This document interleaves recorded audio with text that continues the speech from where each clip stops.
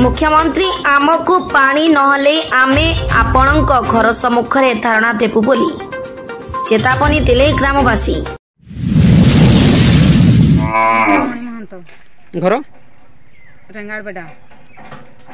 कौन है जी पानी पाकर ठिया टांगी पारे आमर कपुंडी होची आमर पंचायत साहार पड़ा होची आमर ब्लॉक आमे टांकी पाखरे छिड़ा हेछु आमे पानी नहीं जो नाली पानी आज 2-3 वर्ष होला खाउछु पिउछु पुक सबु चिंगुड़ी माछ मेथी सबु पुक बाहरु छंती तेणु करी हमकु पानी जदी मेघा पानी छाडुची 2-3 मासे कि 15 दिन कि मासे रे थरे छाडुची आमे कोन टैंकर का रखिछु आमे मासे 15 दिन पुरई की रखिबु आ आमे पानी व्यवहार करिबु 15 दिन ठंडा होची ज्वर होची काश होची माने सबु होची आउ आमे केमती ताहले से पानी व्यवहार करिबु ना आमे चढ़िबु केमती। एपरी देखिबा को मिलिछि पाटना साहारपड़ा ब्लॉक कपुंडी पंचायत चुटिया पसी रेंगाड़बेड़ा ग्राम रे पीवा पानी लागी अभावनीय परिस्थिति देखा जाइछि। ओभरहेड पानी टांकी निर्माण सरी साहिर एबे भी लोके वर्ष वर्षर पुराणा भंगा एकमात्र नलकूप उपरे निर्भर करुछंती। 100 रु ऊर्ध्व लोके बसवास करि आसुछंती। इ नलकूप यथेष्ट नथिबा बेले एबे एथिरु गोलिया पानी सह बड़ बड़ पोक बाहरुछि। नलकूपरे ब्लीचिंग पाउडर की सफा मध्य हेउनाही गाँव रे तेणु झाड़ा बांती आशंका देखा देलानी लोके जीवन विकल रे पानी पिउछंती।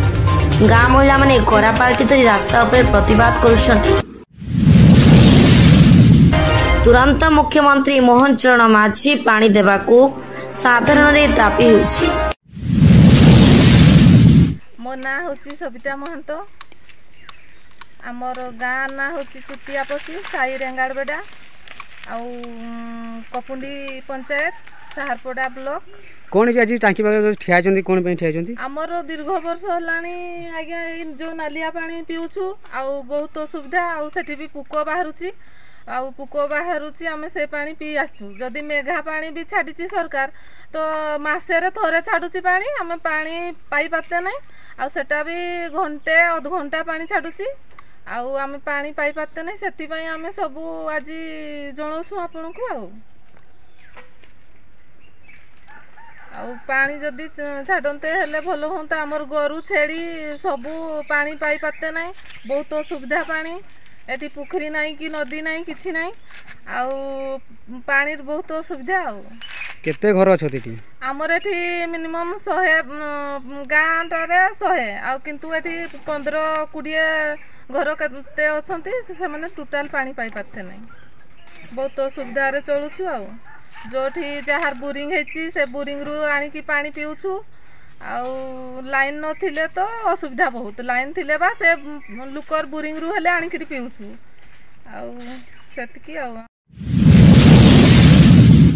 केंद्र दशरथ बारिक रिपोर्ट फास्ट न्यूज ओडिशा।